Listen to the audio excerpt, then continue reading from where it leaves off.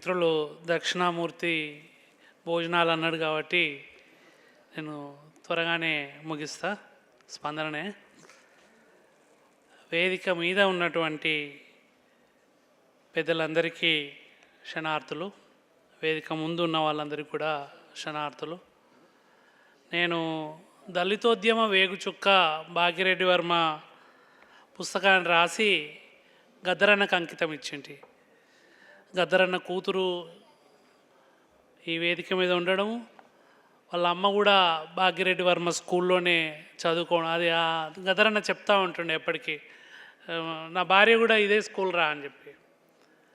అట్లా ఆ స్ఫూర్తిని తర్వాతి తరం కూడా కొనసాగిస్తున్నందుకు ధన్యవాదాలు చెప్తూ, భాగ్యరెడ్డి వర్మ నిజానికి 2 తెలుగు రాష్ట్రాల్లో మొట్టమొదటి పబ్లిక్ ఇంటలెక్చువల్.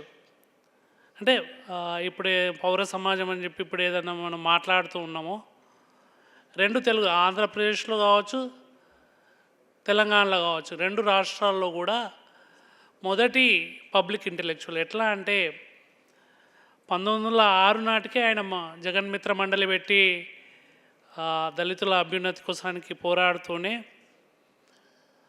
మద్రాసులో జస్టిస్ పార్టీ స్టార్ట్ అయిన తర్వాత ఆ జస్టిస్ పార్టీ ప్రభావంతో విజయవాడలో 1917లో నవంబర్ 4, 5, 6 తేదీల్లో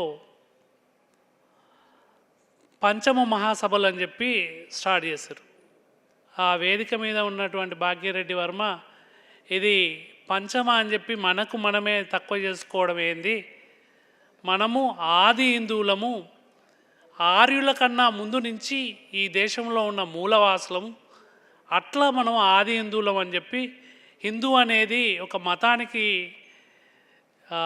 చిహ్నంగా కాకుండా ప్రాంతానికి చిహ్నంగా వాడిండు. 1917 నవంబర్ 4, 5, 6 తేదీల్లో విజయవాడలో సభలు అయితే 3 రోజులు ఇంద్రకీలాద్రి మీద ఆ గుట్ట మీద గుడి మూసేశారు, అమ్మవారి గుడి. గుడి ఎందుకు మూసేసారు అంటే, కింద దళితుల సభ జరుగుతుంది, ఆది హిందువుల సభ జరుగుతుంది, పంచముల సభ జరుగుతుంది, వాళ్ళు బలవంతంగా గుళ్ళోకి వచ్చే ప్రమాదం ఉంది కాబట్టి తోసుకొని, ప్రమాదం అనేది కోర్సు, అట్లా తోసుకొని వచ్చే అవకాశం ఉంది కాబట్టి ఆ 3 రోజులు దుర్గ గుడిని మూసేసారు. అంటే ఎంత ప్రభావశీలంగా ఆయన ప్రజా ఉద్యమంలో అడుగులు పడ్డాయో అనేది మనం అర్థం చేసుకోవచ్చు. ఆయన కలకత్తా, బాంబే, మద్రాస్, లక్నో, మైసూర్, దేశంలోని చాలా ప్రదేశాల్లో తిరిగి దళితుల యొక్క గొంతుని వినిపించాడు. నిజానికి తెలంగాణ వాళ్ళకంటే ఎక్కువ ఆంధ్ర వాళ్ళు భాగ్యరెడ్డి వర్మని ఓన్ చేసుకోవాలి. ఇవాళ వాళ్ళు ఒకప్పుడు దానికి స్పందనగా భాగ్యరెడ్డి వర్మని మద్రాస్ శాసనసభకు నామినేట్ చేయాలని చెప్పి అక్కడ ఆది హిందూ సభల్లో తీర్మానాలు కూడా చేశారు. అంటే ఇక్కడికంటే కూడా ఎక్కువ అక్కడ భాగ్యరెడ్డి వర్మ పాపులర్. కానీ అక్కడి ప్రభుత్వాలు కూడా భాగ్యరెడ్డి వర్మ విగ్రహం పెట్టాలి, అట్లాగే జయంతి వర్ధంతి ఉత్సవాలు కూడా అక్కడి ప్రభుత్వాలు కూడా చేసినట్టయితే, ఎందుకంటే నరాల శెట్టి దేవేంద్రుడు కానీ, రాయుడు గంగయ్య కానీ, మొదటి తరము ఆంధ్ర ప్రాంత దళిత నాయకులు ఎవరైతే ఉన్నారో వాళ్ళందరూ భాగ్యరెడ్డి వర్మ శిష్యులు, అనుచరులు. ఆంధ్ర ప్రాంతంలో దళిత ఉద్యమం పునాదులు పడ్డాయి అంటే 1917లో ప్రారంభమైనటువంటి ఆది హిందూ మహాసభ నుంచి మాత్రమే.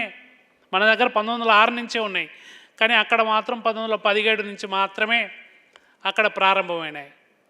కాబట్టి అక్కడ ఆ దళిత స్ఫూర్తికి అక్కడ పునాదులు వేసినందుకు కూడా భాగ్యరెడ్డి వర్మని అక్కడ వాళ్ళు కూడా ఆంధ్ర ప్రాంతం, మన పాఠ్యపుస్తకాల్లో శ్రీశ్రీని చదువుకుంటున్నాం, కానీ శ్రీశ్రీతో పాటు మేము తెలంగాణ ప్రభుత్వం వచ్చిన తర్వాత భాగ్యరెడ్డి వర్మని కూడా పాఠ్యపుస్తకాల్లోకి తీసుకొచ్చినాం. కానీ ఆంధ్ర ప్రాంతంలో పాఠ్యపుస్తకాల్లో ఎక్కడ కూడా భాగ్యరెడ్డి వర్మ లేడు.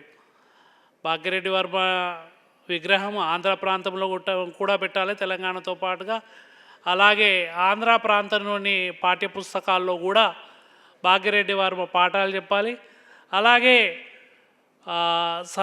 సభలో ఉన్న వాళ్ళందరికీ, వేదిక మీద ఉన్న వాళ్ళకు ముఖ్యంగా నేను రాసినటువంటి దళితోద్యమ వేగుచుక్క భాగ్యరెడ్డి వర్మ 200 పేజీల పుస్తకం, దాన్ని ఇంగ్లీష్లోకి వచ్చినట్టయితే భాగ్యరెడ్డి వర్మ మూర్తిమత్వాన్ని ప్రపంచ స్థాయికి తీసుకుపోవడానికి వీలవుతుంది. కాబట్టి ఆ దిశగా ఆది హిందూ సోషల్ సర్వీస్ లీగ్ మిత్రులు ఆలోచించాలని చెప్తూ నన్ను ఈ అవార్డుకు ఎంపిక చేసినందుకు నేను బహుశా భాగ్యరెడ్డి వర్మ పుస్తకమే కాకుండా దళితోద్యమ చరిత్రని 700 పేజీలో మొదటి నుంచి ఇప్పటి వరకు దళితోద్యమ చరిత్రని రికార్డ్ చేస్తున్నాను. అట్లాగే మా మిత్రుడు గుడిపల్లి నిరంజను పూనుకోవడంతో ఇంగ్లం పుస్తకం వేసినాము.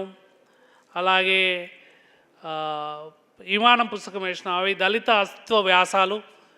ఇవన్నిటిని దృష్టిలో పెట్టుకొని నన్ను ఈ అవార్డుకు అర్హుడిగా భావించి ఎంపిక చేసినటువంటి ఆది హిందూ సోషల్ సర్వీస్ లీగ్ వాళ్లకు, మిత్రులకు అందరికీ శరణార్థులు చెప్తూ ఈ అవకాశం ఇచ్చినందుకు ధన్యవాదాలు.